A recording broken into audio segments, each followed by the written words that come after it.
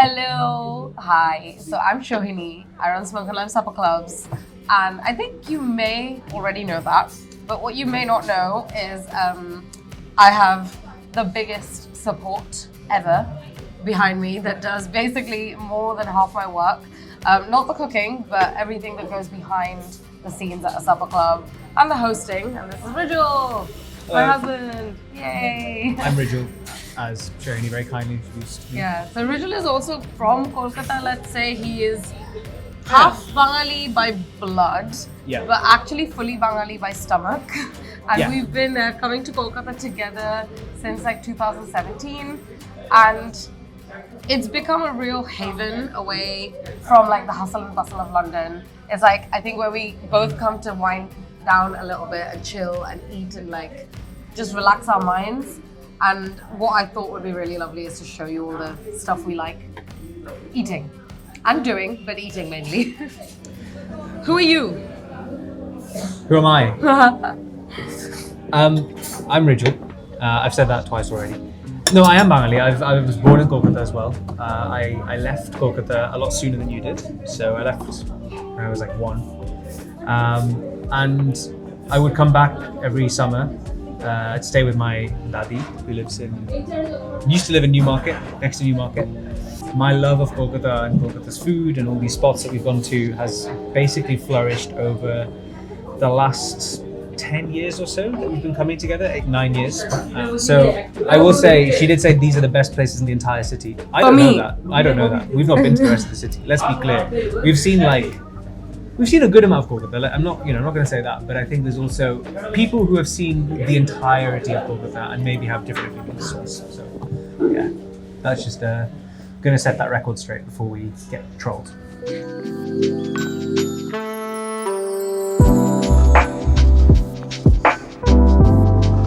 Cha, cheers. Oh, it's always so good. So what, the cha? It's always so good. Okay, what does cha in Kolkata mean to you? I think cha is more about what comes with the cha. I think cha is about the adda. It's about catching up. It's about seeing people. It's about Rasta sounds for me. Oh yeah, okay. Sounds of the road. It's about chatting. It's about the clay bars, the clay cups. Oh, these actually, I really like these. They're like Purano Hotel. There's two things for me, like cha, like there's that cha, like on the roadside, and then there's this, which is very like being at home. So I call it more bari or home style cha, and it's less overly milky, has a stronger, more astringent tea flavor, which I really like. Yeah.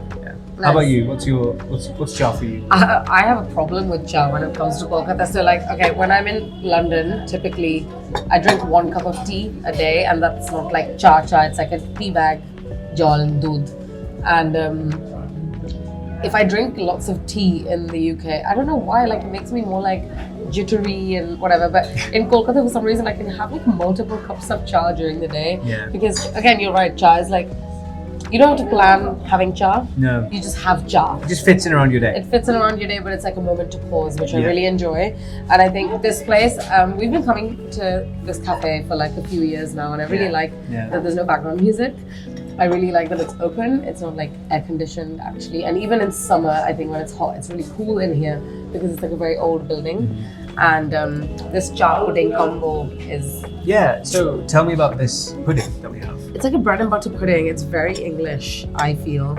And I think that's why I like doing this thing, which is like, this. That's advanced level jar consumption. So I remember you telling me about this bread and butter pudding, and you were describing it on the phone, and you were like, it's like this wet cake with a meringue on top. And I was like, this sounds, with raisins in it. And I was like, this sounds disgusting. And then I came and I saw it and I was like, this looks disgusting. And then I put it in my mouth and I was like, the taste of this is just so good. It's unique. Like it's so unique. It's so so comforting. It's kind of like a bread butter pudding type thing, I would say, with meringue. Yeah. But yeah, so this is first stop. To set yourself up for the evening. Have some cha. get with it in your body, line your stomach and gain some energy. And then we're going to go out of the cafe and take you on a walk to the rest of the places. I'm ready.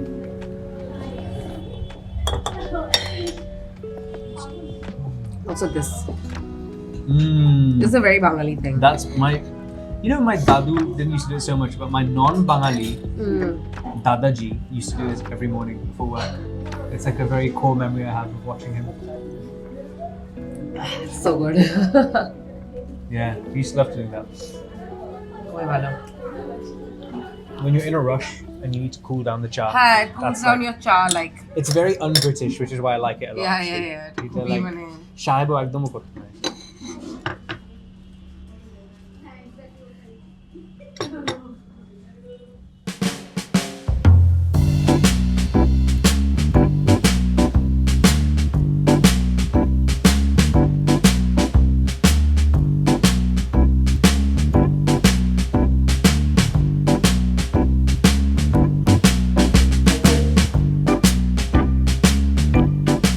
I think we go for telebhaja followed by puchka.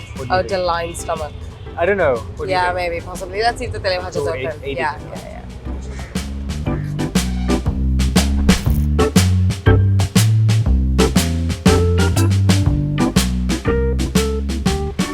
This is basically French fries a la Kolkata. And it's tastier because it's got this crumb. It's delicious.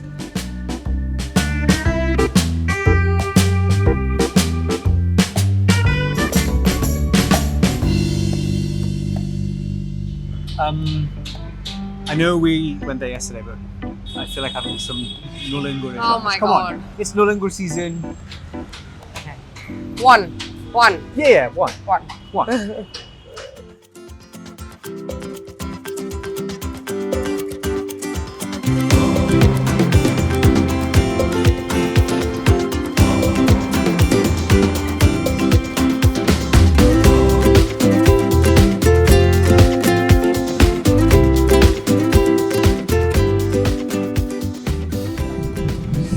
I feel like when you're in Kolkata in winter, it's a sin to walk past a Mishtigo and not have some gurish on dish. Like, come on. Yeah, you need to. We're going to go to another shop as well, but we love Sri Krishna. I think a lot of my home sweets go from here, especially like the doi and the milk cake and the kalakan. So it's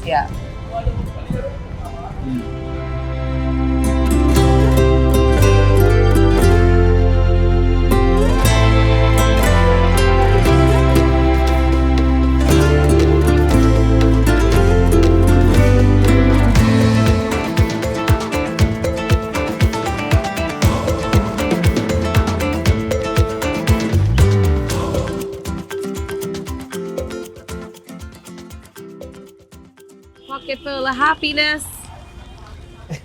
Telebhaja is so good, and I actually don't even think there's other parts of India that make telebhaja. It's basically whatever seasonal vegetable fried in a batter, and it's all vegetarian typically. Some shops do like machir chop or something, sometimes. But these like old school telebhaja dokans only do like beguni, peaji, dhone patar bora, all of those, and it's like, oh, look at it. It's like really patla begun with a batter. Oh, it's so good. And then they add some beetroot on top. This is so hot. Do we need to translate that for people that don't know Bangla? No. Fine. If you don't know, you don't know. That's it. Begun.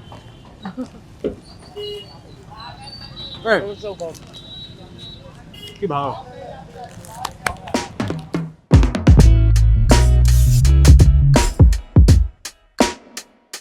So actually one of my memories of eating telebhaja is not actually rastai, not on the road, but when we would come to visit Kolkata, like either Kakima or someone would bring like a big packet of telebhaja, like all the assortment of the vegetables, and we would have it barite with some mudi and shorshe tel and a little bite of kacha lanka.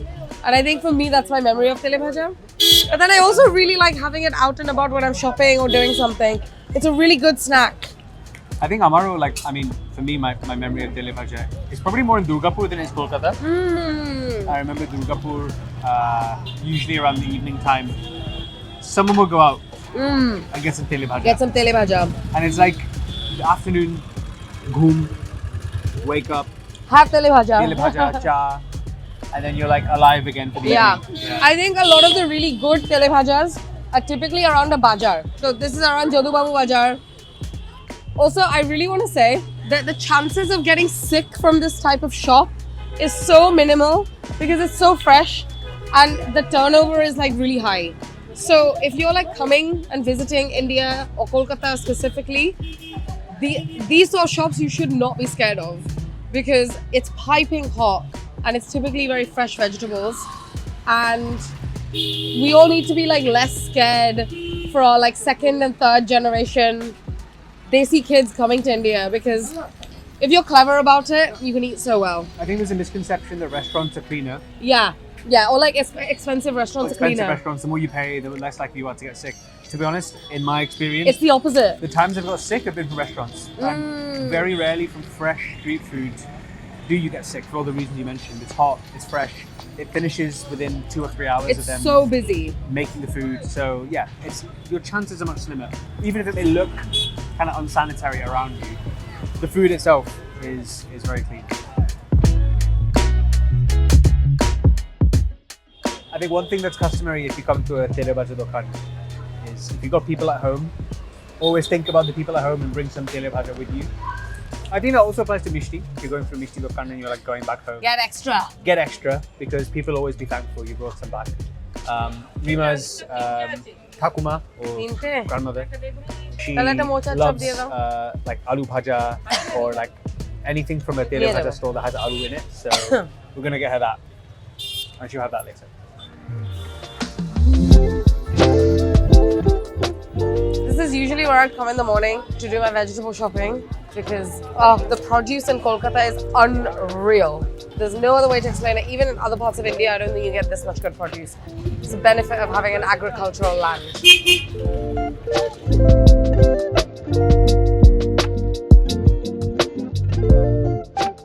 So, Shosha tel, obviously, a huge part of Bengali khabar. It's in everything and it's widely available everywhere. However, in Jadoo Bazaar, there is an amazing place that does hand-pressed Shosha tel still in the shop. The rates are pretty good, if you can just see that over there.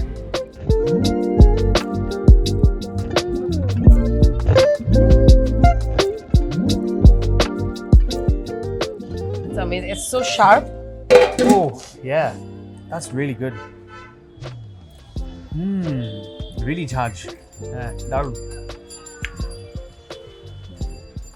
Wow. Very good. And good for the hands.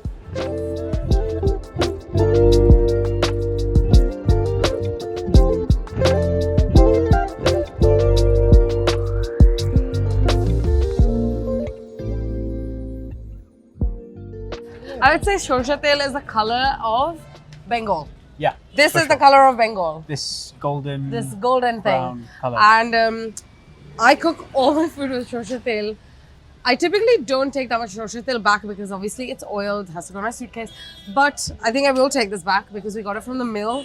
And there's a difference with this Shosha tel and the commercially produced Shosha tel for sure. And not only is it good to cook with, but it's also really delicious to drizzle on food. And it's good for your skin, it's good for your hair. I'm a big fan. And I am the biggest advocate for Shosha tel. Oh yeah, for sure. You're the number one Shosha tel champ, I think, in the world, perhaps. Yeah. And I would encourage you all, if you live in Bengal and you're here, I would encourage you to come to places like this instead of going to like a supermarket to buy your tel, because it's going to be so much better, the quality. And with that said, with the next stop, Holuki? I think Doi Puchka, if it's open.